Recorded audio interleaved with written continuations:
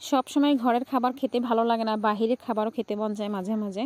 তো আমার ছোটো বোনের জন্মদিন ছিল আজকে, তো ও বললো যে তোমাদেরকে ট্রিট দিব। আসসালামু আলাইকুম, সবাই কেমন আছেন? আশা করি ভালো আছেন সবাই। আমি আপনাদের দয়ায় ভালো আছি। তো আমি একটা লং ভিডিও নিয়ে আসলাম আপনাদের জন্য। এখানে আমরা একটু আনন্দ করছিলাম বলতে, আমার বোনের জন্মদিন, তো আমরা বললাম যে তুমি একটু ট্রিট দাও আমাদেরকে। তারপর ওর হাজব্যান্ড বলল যে আপুদেরকে কিছু খাওয়াও নিয়ে, তো আমি অসুস্থ থাকার কারণে আমি যেতে পারিনি। আমার দুই বোন গিয়েছে, তো ওরা রেস্টুরেন্ট থেকে আবার খাবারও নিয়েও আসছে। আমরা 4 জন ছিলাম বাসায় আমাদের জন্য। এখানে চিকেন চাপ 2 প্যাকেট নিয়ে আসছে, আর নান রুটি 11টা ছিল প্রায়। তো যাই হোক, আমাদের রাতের খাবারও হবে এটা। রাত্রে আর ভাত খাবো না। আসলে এই খাবারটা আমার কাছে খেতে ভালো লাগে, আমরা বাসায়ও বানাই খাই মাঝে মাঝে, কিন্তু ওই দিন আমি একটু অসুস্থ ছিলাম, তাই ওদেরও ভালো লাগতেছিল না বাসায় বানিয়ে খাবে। যাই হোক, এখানে আমরা সবাই প্যাকেটগুলো একটা প্যাকেট খুলে নিলাম, আর একটা প্যাকেট আছে। তো 4 জনের একটা প্যাকেটই হয়ে যাবে। তারপরেও সবাই মিলে একসাথে খেতে গেলে হয়তো লাগবে, কারণ রাতের খাবার তো আর খাবো না। আমার আম্মু বলতেছিল যে কেন এই বাহিরের খাবারগুলো আনো। আমরা বলতেছি না, বাহিরের খাবার বলতে সবসময় তার ঘরের খাবার ভালো লাগে না। এখানে আমরা চাও জাল দিছিলাম, কারণ চা না খেলেই নয়, সন্ধ্যেবেলা চা খেতেই হবে আমাদের সবার। তারপরে এই যে সবগুলা খাবার একসাথে বেড়ে নিতেছিলাম, আর এখানে কি জানি সস দেয়, এই সসগুলো আমার বোন বাটতেছিল। তারপর একটা কেকও আনছিল।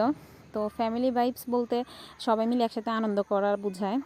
তারপর ও বলতেছে যে যেহেতু জন্মদিন, তাই একটা কেক নিয়ে আসা তো লাগেই। তারপরে এই যে ওর বার্থডেতে কিন্তু আমাদেরকে ফ্যামিলি সবাই মিলে একসাথে কেক কাটবে, সেই হিসাবে কেকটা আনছে। এই যে দেখেন, কেকটা কিন্তু অসাধারণ সুন্দর ছিল। যেমন দেখতে সুন্দর, তেমন খেতেও খুব মজা ছিল। তো আমরা ওই খাবারগুলো খেয়ে বসে গেলাম এই কেকটা কাটতে। তখন প্রায় রাত্রের 12টা বাজবে, হয়তো 11:30 12টা বাজবে। তো আমার আম্মুকে বললাম যে আম্মু আপনি একটু কাটেন, কারণ মুরব্বীদেরকে একটু আনন্দ দিতে হয়। এই যে সবাই মিলে কেকটা কাটতেছিল, আমার ছেলে আর আমার বোনের মেয়েটা বলতেছে যে ওরাও হাত দিয়ে কাটবে। যাই হোক, ছোট মানুষ তো, ওদের আবদার তো আর ফেলা যায় না। তো এইভাবে কেক কাটলাম, আনন্দ করলাম। তারপরে এই যে গতকাল রাত্রেও আমাদের বাড়ির পাশে একটু আনন্দ করছে আমার ভাইয়েরা। তো ওরা হাঁস রান্না করছে, হাঁস রান্না করতে গিয়ে এই যে দেখেন একদম লবণ বেশি দিয়ে ফেলছে। আর এইগুলো হচ্ছে পরোটা বানাইছিল, প্রায় 60টা পরোটা বানাইছে 2টা হাঁস খাওয়ার জন্য। আমাদেরকে প্রায় 7-8টা পরোটা দিছে এখানে। আর এই যে হাঁসের মাংস প্রায় খাওয়া শেষ আমাদের, শেষ অবস্থা আমি এই ভিডিওটা করলাম।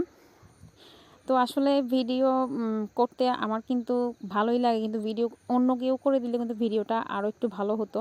তো যাই হোক, আমার ভিডিওটা যদি আপনাদের ভালো লেগে থাকে, সবাই আমার পাশে থাকবেন। আশা করি আমি আপনাদের দোয়ায়, আপনাদের সাপোর্ট পেয়ে, ভালোবাসা পেয়ে এগিয়ে যাব সামনের দিকে। কারণ এই প্ল্যাটফর্মে সবাই আসে কিছু না কিছু করার জন্য, নিজের পরিচিতি বাড়ানোর জন্য, বা নিজেকে একটা পর্যায়ে নিয়ে যাওয়ার জন্য। তো আমার ভিডিওটা আজকে এই পর্যন্তই। সবাই আমাকে ভালোবাসা দিয়ে, সাপোর্ট দিয়ে পাশে থাকবেন। আল্লাহ হাফেজ।